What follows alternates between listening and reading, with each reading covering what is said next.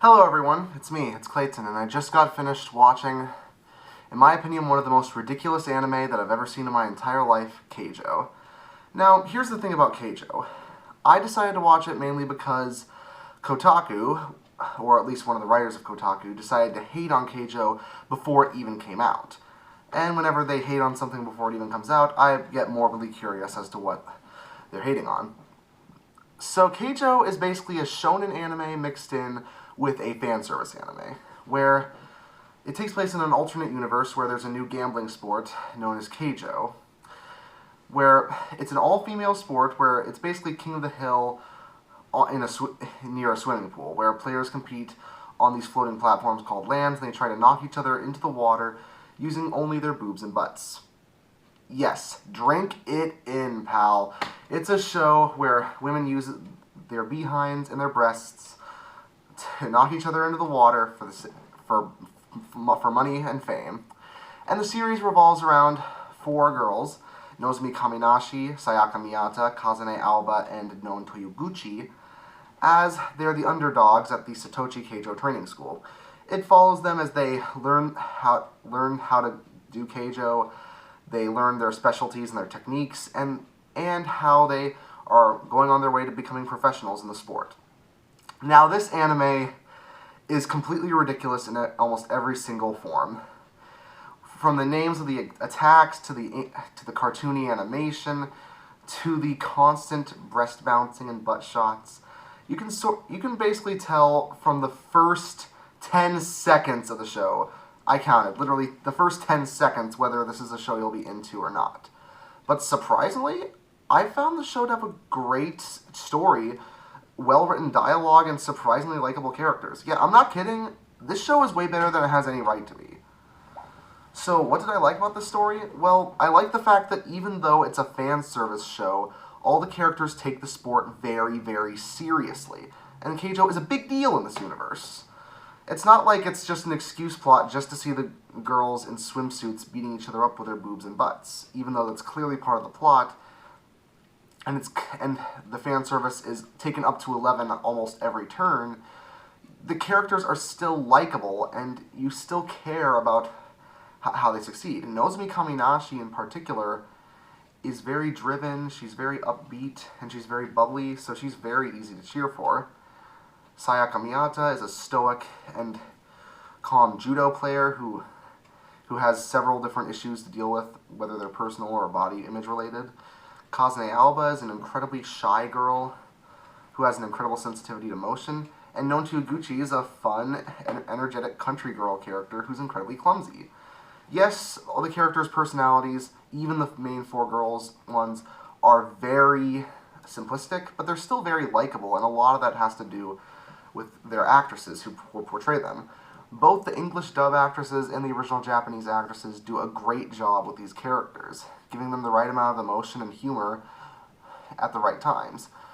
And since Funimation did the dub for the series, it's pretty much a given that the dub is generally amazing, with Amberly Connors, straight from Team 4 Star, as Nozomi Kaminashi, Felicia Angel as Sayaka Miyata, Alexis Tipton, yes, that Alexis Tipton, as Kazane Aoba, and Sarah Wiedenheft as Non Toyoguchi. And that's not even counting other mainstays of the Funimation actress lineup, like Jamie Marchi and Monica Rial.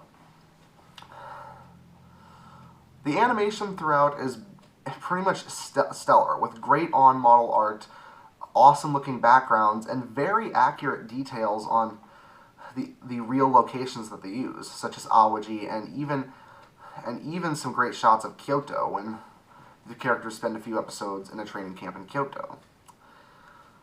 So why do I find the fan service in the show acceptable when I detest it so much in other anime?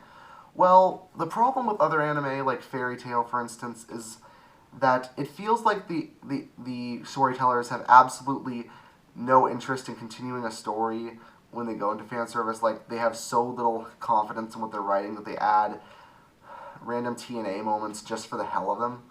Whereas in Keijo, it not only lets you know it's about fan service and breasts and butts from the start, it keeps you there through the entire show, and its fan service is integrally related to the plot.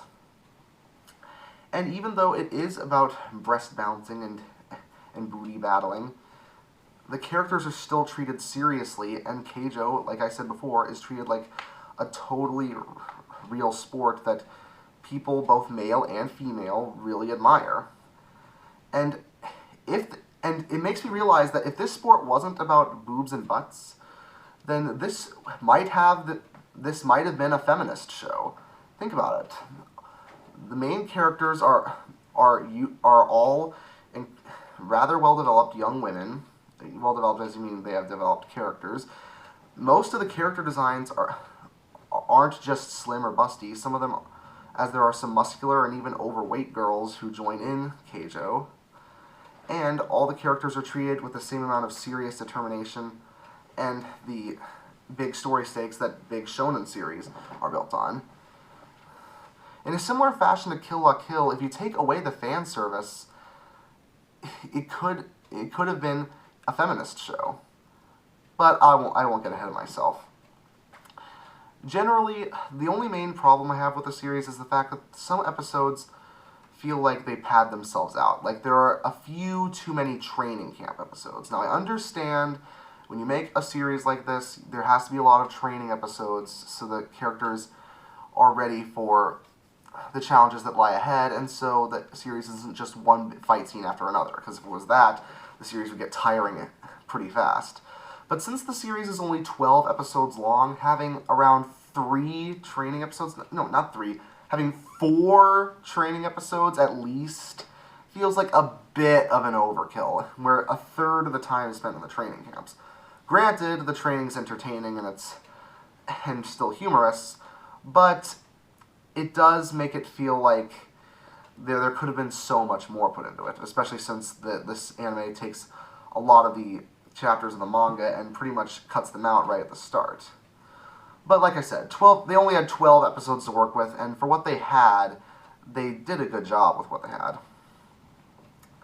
And the last thing that I'll mention is the ending of the series. Without spoiling anything, it's one of my favorite endings in anime history that pretty much ends in a fashion that's similar to most shonen series, but it feels very earned. The final fight scene really gets your blood pumping, and the final fates of our 4 main girls are so fitting for what happens at the end, and it really makes me wish there would be a season 2.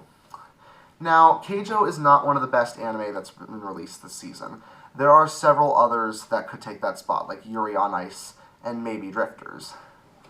But Keijo has been my guilty pleasure for this season, because it takes its totally ridiculous concept and actually makes an entertaining, well-written, well-animated show with characters that I actually care about. And for a show about girls hitting each other with their boobs and butts, you wouldn't expect something like that. So yeah, if you haven't seen Keijo, I do recommend it, and I do recommend you see the English dub as soon as all the episodes are released. So I'll give a Keijo an 8 out of 10. Here's hoping that we can have more fan service shows that actually entertain audiences and actually treat women like they're the great people we know they are. See you next time.